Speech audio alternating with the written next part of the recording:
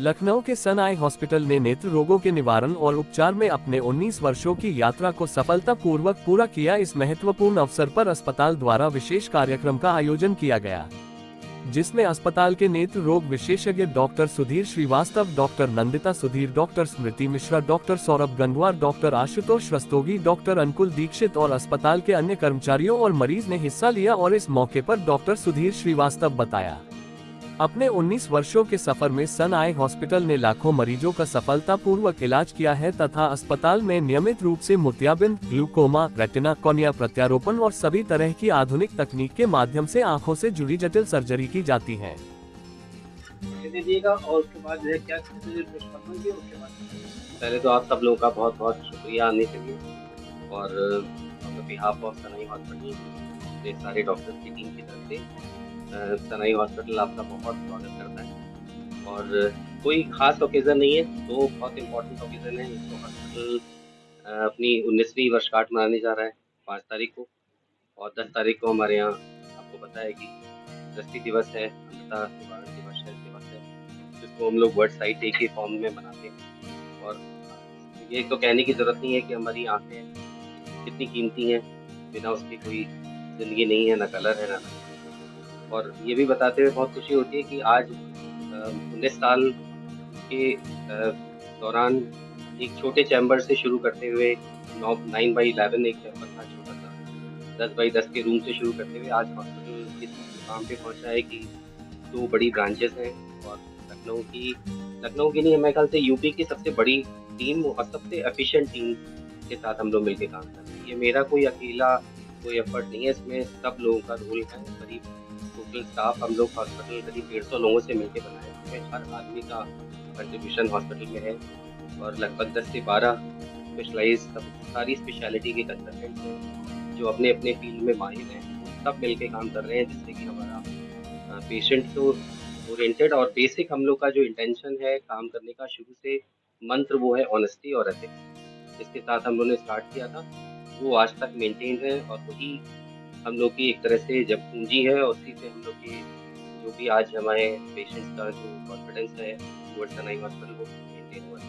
तो शुरुआत करते हैं इधर से, क्योंकि डॉक्टर सौरभ, मैं डॉक्टर सुधीर श्रीवास्तव, मैं फाउंडर ऑफ सनाई हॉस्पिटल और मेरी स्पेशलिटी बेसिकली कैटरैक्ट और रिफ्रैक्टिव में है। और डॉक्टर सौरभ अपना इंट्रोड्यूस।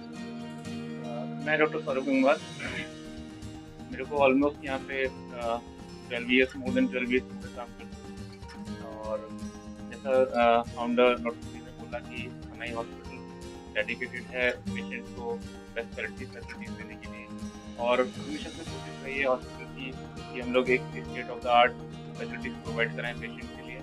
और पेशेंट के लिए हम सब लोग मिलकर के मेहनत करते हैं, रिजल्ट सीखते हैं, और we are dedicated for the best eye surgery. Doctor Saurabh specialize है मेडिकल रेटिना। डॉक्टर स्मृति। मैं डॉक्टर स्मृति मिश्रा हूँ, मैं विट्रो रेटिनल सर्जन हूँ। यहाँ पर जितने भी पर्दे से रिलेटेड इश्यूज होते हैं उसको टैकल करते हैं, और we are trying to give our best and hopefully patients भी हमारी तरफ उसी तरीके से करते जा रहे हैं। डॉक्टर स्मृति की खासियत ये है कि ये इन्होंने अरविंद से, डॉक्टर स्मृति एंड डॉक्टर अनुकूल दोनों हस्बैंड वाइफ हैं और बड़ी किस्मत वाले हैं हम लोग की, दोनों लोग हम लोग के साथ में हैं। और दोनों लोग अरविंद से ट्रेंड हैं, और दोनों लोग हैं अरविंद आई हॉस्पिटल, जो आप लोगों को पता है कि एक हिंदुस्तान में बहुत का जहाँ से हम लोग एक तरह से मदर इंस्टीट्यूशंस हैं, जिसमें एल वी प्रसाद हैदराबाद और शंकर नेत्रालय, डॉक्टर शंकर नेत्रालय से हैं, शंकर नेत्रालय पर्दे के लिए, और अरविंद एक कॉम्प्रिहेंसिव ऑप्थेल्मोलॉजी और जिसमें सारी स्पेशलिटीज आती हैं, वहाँ वो सारे काम हो रहे हैं। और वहाँ से जो कंसल्टेंट्स निकल रहे हैं वो धीमे धीमे ऑल ओवर वर्ल्ड जो है वो स्प्रेड हो रहे हैं और वो काम भी कर रहे हैं। तो उसका बहुत बड़ा फ़ायदा मिलता है हम लोग को कि इतने डेडिकेटेड जो वहाँ पे जिन्होंने काम किया है एज ए कंसल्टेंट तो साथ में है। और नंबर ऑफ सर्जरीज में भी वी आर सर्जरीज में डॉक्टर स्मृति काफ़ी सर्जरीज कर रही है। मेरे ख्याल से हम लोग ये कह सकते हैं कि अगर यूपी में आप देखें तो सिंगल हैंडेडली सर्जरी करने में अगर शुरू के 5 लोगों का आप नाम अगर यूपी में निकालेंगे तो डॉक्टर स्मृति का होगा। डॉक्टर अनुकूल ट्रेंड हैं सेम इंस्टीट्यूट से यानी अरविंद से, और ये बेसिकली पीडियाट्रिक ऑप्थेल्मोलॉजी में हमारा है। छोटे छोटे बच्चे जो हम लोग डिफिकल्ट होता है मैनेज करना, उनकी उनकी कैटरेक्ट सर्जरीज या उनकी आँखों में कोई भी किसी तरह का महंगापन, कोई भी जो समस्याएँ होती हैं बच्चों को, वो सारी हैं। और डॉक्टर स्मृति की एक खूबी और भी है, जो कि रेटिनाइटिस आरोपी आपने सुना होगा, जो बहुत छोटे बच्चे होते हैं, जो आजकल प्री मैच्योर बच्चे होते हैं, उनको हम लोग ऑक्सीजन में रखना पड़ता है, तो उससे उनका पर्दा डैमेज हो जाता है, जिसको रेटिनोपैथी और प्री मैच्योरिटी कहा जाता है, आरोपी कहा जाता है। उसके लिए महारत हासिल है। लखनऊ में बहुत 2-4 डॉक्टर्स ही ऐसे हैं जो कि आरोपी के लिए जो है स्पेशलाइज करते हैं। तो बोलेंगे आप अपने लिए? थोड़ा-सा बताइए और थोड़ी कैसे देखते हैं इसको, क्या कहना चाहिए? नहीं, नहीं सही है, बहुत बढ़िया काम करती है, सर ने बताया ही मेरे को। नहीं, मैं भी साथ में काम ये इतना करता अच्छा रहता काम करती हैं, ये भागे रहते हैं।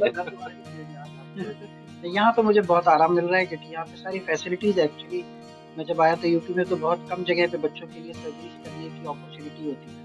बट यहाँ पर हमारे पास एनेस्थीसिया है, एनेस्थेटिस्ट है, सारी फैसिलिटीज़, सारी मशीन है बच्चों के लिए। तो बहुत आसान हो गया है मुझे फैसिलिटीज़ वही जो बाकी जगह मिल रही थी यहाँ पर भी देने के लिए।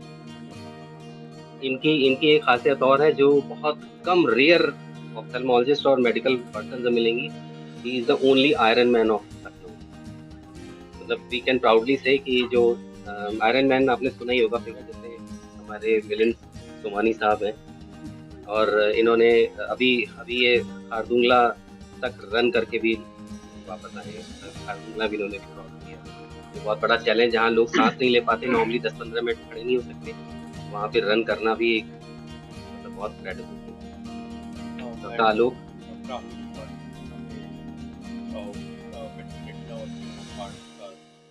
के साथ में काम करते हैं। यहाँ पे हम लोग को बहुत ही अच्छा एटमॉस्फेयर रहता है वर्किंग का। ऑनेस्टली हम लोग जो भी पेशेंट के हित में रहता है उसको सोच के सर डिसाइड करते हैं। हमारा मेन उद्देश्य बस यही रहता है कि पेशेंट का ज़्यादा भला हो, हमारा भी साथ साथ होता है, वो पार्ट एंड पार्ट का हमारा।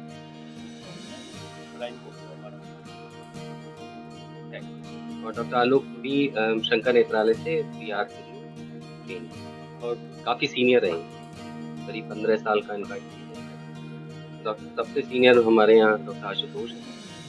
डॉक्टर आशुतोष हर फील्ड के माहिर हैं। उनको कॉम्प्रिहेंसिव ऑप्थेल्मोलॉजिस्ट है, मतलब उनको हर चीज़ को स्क्रीन करके और वो अपने लेवल पे भी वो हैंडल करते हैं। और जहाँ ज़रूरत होती है हमें कुछ स्पेशलाइज्ड फील्ड के लिए कि अगर हमें रेटिना में भेजना है तो उसी हिसाब से ट्रांसफर कर दें। तो कॉम्प्रिहेंसिव ऑप्थेल्मोलॉजिस्ट का बहुत बड़ा रोल है, क्योंकि मैं खुद भी कॉम्प्रिहेंसिव ऑप्थेल्मोलॉजिस्ट हूँ, जिससे कि आपको हर चीज़ के लिए आपको जानकारी होना ज़रूरी है, तभी आप उसको पेशेंट के लिए बेस्ट डिटेक्शन कर सकते हैं और बेस्ट स्पेशलिटी में आप उसको ट्रांसफर कर सकते हैं। ये है कि एक तो हॉस्पिटल के 19 साल पूरे हो रहे हैं, एक तो ये खुशी है, दूसरी ये कि जैसे मैंने बताया कि 10th को वर्ड साइड डे होता है, जिसकी वजह से आज लगभग 20-19 से 21 करोड़ लोग, मतलब आप इंडिया में देखिए तो एक बहुत बड़ा मेजर चंक अभी भी ब्लाइंड है। और ब्लाइंडनेस की बहुत सारी वजह हैं। वो ज़्यादातर वजह जो जिसके पीछे अगर आप इन डेप्थ में जाएंगे तो वो अज्ञानता ही है। बहुत सारे सोशल अवेयरनेस ना होना, जानकारी ना होना, बीमारी पनप जाना, और फिर बीमारी अगर हो जाती है तो उसको प्रॉपर्ली ट्रीट ना हो पाना, ये सब चीज़ें के लिए जो भी जो फील्ड होते हैं वो इसी अवेयरनेस से रिलेटेड ही होते हैं। तो बेसिक पर्पज़ ये है कि हम लोग को थोड़ा इस तरह के ड्राइव्स करना, जिससे कि मासेस में एजुकेशन मिले कि आई की केयर कैसे करनी है, जिससे कि हम अपनी आँखों को टाइमली, कब हम अपनी आँखों की जांच कराएं प्रॉपर, क्योंकि बहुत सारी ऐसी प्रॉब्लम्स हैं, ग्लूकोमा है, रेटिना, जैसे डायबिटीज़। आज इंडिया में diabetes, India is the world capital of diabetes. ज़्यादातर लोगों में अगर आप देखिए आजकल 20-25 साल 30 साल के लोगों को डायबिटीज़ और ब्लड प्रेशर की प्रॉब्लम हो रही है, और वो इरिवर्सिबल बॉडी में आँखों में डैमेज क्रिएट करती है। और सबसे पहला विजिबल चेंज अगर आप बॉडी में देखेंगे तो आँखें। तो उससे लोगों को पता ही नहीं है, लोगों को जानकारी नहीं है, उनको कब चेकअप कराना चाहिए, किस गहनता से आई टेस्ट होनी चाहिए, कब उनको ट्रीटमेंट के फॉर्म में जाना चाहिए, क्योंकि वो सब आदमी, ज़्यादातर लोगों को ना पता होने की वजह से, कंफ्यूजन की वजह से वो ट्रीटमेंट पे डिले करते हैं। और डिले जैसे काला मोतिया मैंने बताया, काला मोतिया में ये अगर आपने अर्ली डिटेक्शन कर लिया तो आप ब्लाइंड होने से बचा सकते हैं। अब बीमारी हो गई, अब बीमार ब्लाइंड हो गया, तब उसको कैसे ट्रीट करना है, उसमें बहुत सारी चीज़ें अलग अलग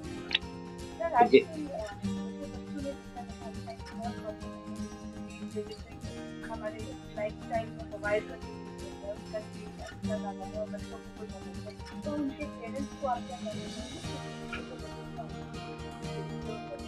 अच्छा बताइए। तो बेसिकली हाँ, हमारा लाइफ़स्टाइल चेंज हो गया है, अब हम ज़्यादातर इंडोर रहते हैं।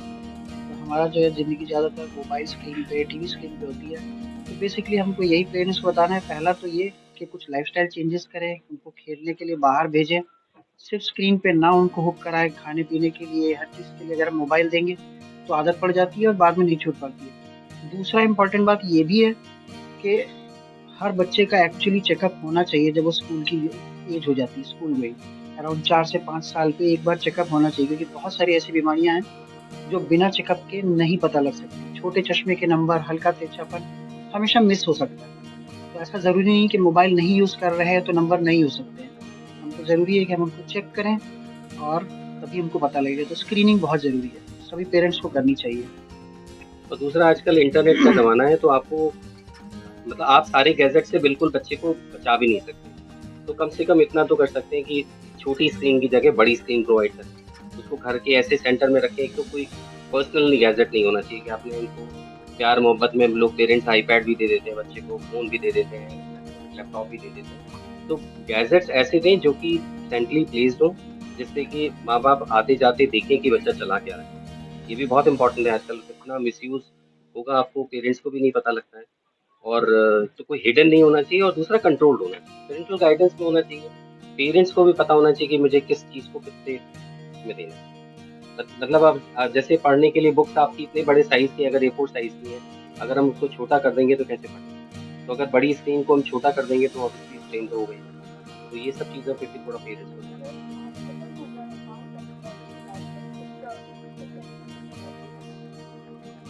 आई से रिलेटेड अगर किसी भी आप स्पेशलिटी के लिए बात मतलब किसी भी, क्योंकि आई में भी बहुत सारी स्पेशलिटीज़ आ जाती है, कॉर्निया अलग हो जाता है, कैटरेक्ट अलग हो जाता है, आपका ग्लूकोमा अलग हो जाता है, रेटिना अलग हो जाता है। तो लगभग हर चीज़ के लिए हम लोगों ने कोशिश की कि जो आज कटिंग एज टेक्नोलॉजी अवेलेबल हैं दुनिया में, वो हम लोगों ने सारी दी विजिबल है।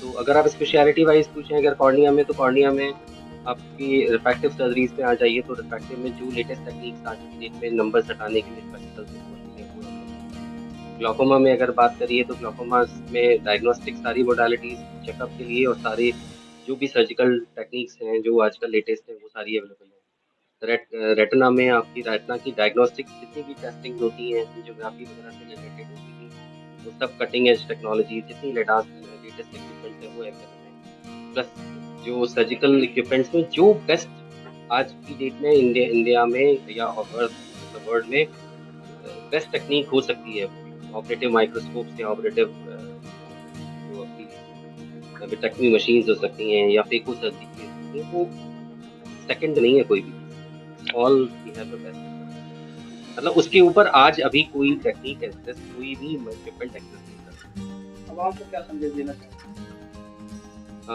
सबसे पहला तो ये कि कुछ चीज़ों को हमारे ख्याल से जो जानने की ज़रूरत है मासेस में, वो ये कि जैसे बच्चा जब पैदा होता है तो पेरेंट्स को पता होता है कि उनकी बच्चे को मुझे ये वैक्सीन्स लगवानी है, शेड्यूल पता होता है। तो वैसे ही हमारे मासेस में केवल हम अगर इतनी जानकारी पास ऑन कर दें कि उनको ये टाइम शेड्यूल पता लग जाए कि मुझे कब अपनी आई चेक करानी है बच्चे से लेके बड़े तक, तो बहुत सारी चीज़ें हम टाइमली डिटेक्ट कर सकते हैं। वो नहीं है, नहीं होने की वजह से ज़्यादातर लोग आते हैं, जैसे आज भी बच्चा आया था तो उसके पेरेंट्स को पता ही नहीं है, कहने लगे हमें तो पता ही नहीं था, बच्चे ने कभी बताया नहीं, तो बच्चा कैसे बताएगा?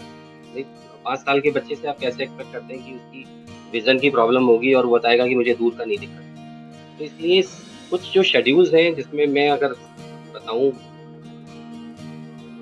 जो अगर हम लोग टाइमली फॉलो करें तो बहुत सारी चीज़ों से बचा सकते हैं और बच सकते हैं। बच्चा जब पैदा होता है तो हमें ये पता होना चाहिए कि वो कंप्लीट है, इसकी आँख ठीक है कि नहीं, इसका कान ठीक है कि नहीं, इसकी हार्ट काम कर रहा है कि नहीं। तो एक टोटल एक कॉम्प्रिहेंसिव चेकअप होना ज़रूरी है।